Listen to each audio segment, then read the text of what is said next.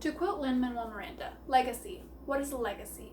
Oh, America, you great unfinished symphony, you send for me. You let me make a difference, a place where even orphan immigrants can leave their fingerprints and rise up. Lin-Manuel Miranda is an extraordinarily influential artist who, through his unique exposure to the seemingly incompatible sounds of Latin music, Broadway soundtracks, and hip-hop, created a blended experience that influences and fuels dedication to his art, from which he uses to make a place in theater for social and racial minorities. America, the country this class resides in, is known worldwide for being a melting pot of culture.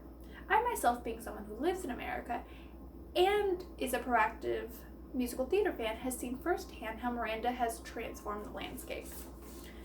A playwright, composer, and actor whose dedication and hard work brings more diversity into the musical theater landscape through his two most notable works, In the Heights and Hamilton. His success is proof of the possibility of the American dream for anyone who dreams of it, no matter their background. Let's begin by looking at Miranda's youth. The main influence that directly guided the musical styles that he would use throughout his Broadway career was directly shaped by the mixture of different musical styles he was exposed to throughout his upbringing. Born in Washington Heights in New York City, New York, to first-generation immigrants from Puerto Rico, according to Heather E. Schwartz's book, his family, and I quote, filled their home with Latin music from Puerto Rico. They also loved Broadway show tunes that sprang from their new city. Although they couldn't afford to go to every show, they collected recordings from their favorites. Hip-hop, pop, and rap also permeated Lin-Manuel Miranda's childhood, end quote.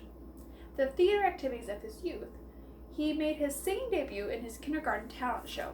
From there on, he went to perform in elementary and middle school productions of classic musicals such as The Wiz, Fiddler on the Roof, and West Side Story.